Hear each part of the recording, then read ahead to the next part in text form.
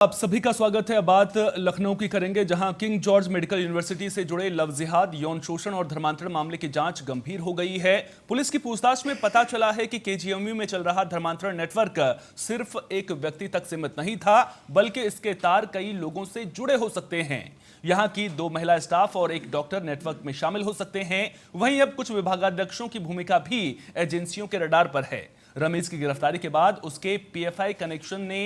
जांच को नई दिशा दे दी है। पुलिस पूछताछ में खुलासा हुआ है कि फरारी के दौरान रमीज प्रतिबंधित संगठन पीएफआई के कई पदाधिकारियों के संपर्क में था। उसने पीएफआई से कानूनी मदद लेने की कोशिश भी की थी। इसके सबूत मोबाइल डेटा से मिले हैं। रमीज के पिता सलीमुद्दीन के भी पीएफआई से पुराने और गहरे संबंध बताए जा रहे हैं। जांच में यह भी सामने आया है कि पीएफआई ने सलीमुद्दीन को 2 बार सम्मानित किया था। सबसे चौंकाने वाला खुलासा दिल्ली ब्लास्ट कनेक्शन को लेकर हुआ है। पूछताछ में रमीज ने यह स्वीकार किया है कि उसका संपर्क दिल्ली ब्लास्ट केस की आरोपी डॉक्टर शाहीन से था। ज्यादा जानकारी के साथ हमारे UP bureau chief Nitin Singh phone line पर हमारे साथ में जुड़ गए हैं। नितिन, अब देखिए, जो केजीएमयू की फैक्ट फाइंडिंग कमेटी है वो मामले को लेकर के ये कहती हुई नजर आई है कि एसटीएफ को मामले की जांच करने की जरूरत है, लेकिन जिस तरह से पीएफआई का कनेक्शन सामने आ रहा है, तमाम खुलासे हो रहे हैं, उसके बाद क्या एसटीएफ की जांच से पूरा खुलासा हो पाएगा, या फिर जो राष्ट्रीय स्तर की जांच एजेंसियां हैं वो भी अब इसमें अपना किरदार निभाती हुई नजर आ रही हैं आपको? अब देखिए, मैं आपको बता दूं कि जब से डॉक्टर रमीज पकड़ा गया है उसके बाद से ही लगातार जिस तरह से इससे पूछताछ हो रही है, और पूछताछ के बाद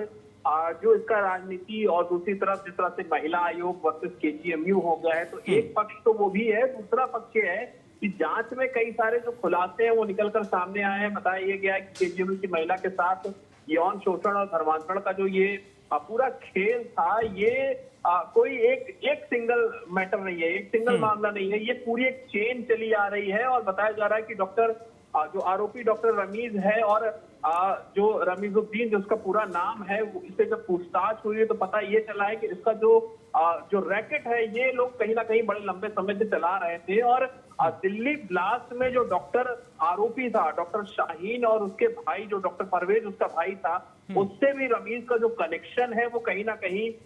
निकलकर सामने आया है। तो जब इस तरह के मामले निकलकर सामने आ रहे हैं तो कहीं ना कहीं ये कहना उसमें उचित होगा कि जब डॉक्टर पर्चे पे दवाई लिखता था तो वो आरएक्स लिखता था, लेकिन अब इस तरह के जो डॉक्टर हैं वो आरएक्स नहीं आरडीएक्स लिख रहे हैं। और ये जो तार इसके जुड़ते हुए नजर आए हैं परवेज के साथ, शाहीन के साथ, ये कहीं ना कहीं अपने में काफी एक पूरा जो मसला है, पूरा जो मामला है वो ये बता रहा है कि जहां धर्मांतरण का खेल चल रहा है, जहां मनी लॉन्ड्रिंग का खेल चल रहा है, जहां देश में जो आतंकवादी गतिविधियां हैं उसे बढ़ाने का खेल चल रहा है, और उसमें कहीं ना कहीं इस तरह के कई सारे डॉक्टर शामिल होंगे। देखिए, लखनऊ का केजीएमयू कोई छोटा संस्थान नहीं है, बहुत बड़े बड़े डॉक्टर्स यहाँ से निकल रहे हैं, बड़े शिक्षण संस्थान यहाँ पर हैं जो अलग अलग मेडिकल की जो पढ़ाई है वो करवाते हैं, और पूरे उत्तर प्रदेश के साथ साथ जो उत्तर प्रदेश के वीवीआईपी हैं वो भी वहाँ इलाज कराने जाते हैं। और उसी छत के नीचे अगर इस तरह का डॉक्टर जो धर्मांतरण कराने का प्रेशर कर रहा था, जो लंबे समय से खेल खेल रहा था, तो जाहिर सी बात है उसका एक कनेक्शन नहीं होगा। अगर उसको पावर मिल रही है, कहीं से उसको ऊर्जा मिल रही है, तो जाहिर सी बात है कोई पीछे बहुत बड़ा नेक्सस है जो काम कर रहा है, और यूपीएससी कहीं ना कहीं उन सारी चीजों को खंगालने में लगी हुई। बिल्कुल सही कहा आपने कि अब बातें ये भी निकलकर सामने आ रही हैं कि जब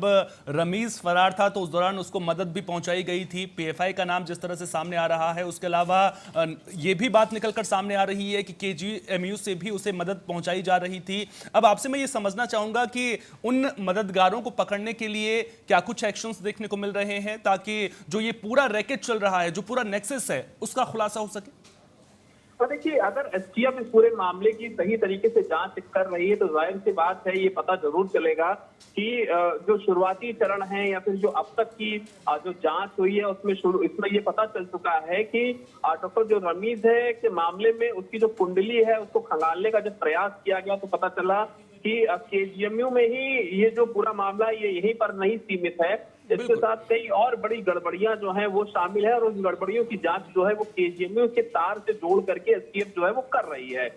उसके अलावा अगर देखा जाए अगर आरोप सही पाए गए तो जाहिर सी बात है कि उस आरोप के पीछे कौन है, कौन ये पूरा सिंडिकेट चला रहा है, दिल्ली से उसके कनेक्शन निकाले गए हैं, तो क्या केजीएमयू में ही अंदर और भी ऐसे डॉक्टर हैं? क्योंकि केजीएमयू में जो कुछ दिनों पहले जब अपर्णा यादव पहुंची थी अपने समर्थकों के साथ, तो बीजेपी के कुछ नेताओं ने एक फोटो भी पोस्ट की थी सोशल मीडिया पर, जिसमें साफ तौर पर यह बताया जा रहा था कि बड़े पैमाने पर जो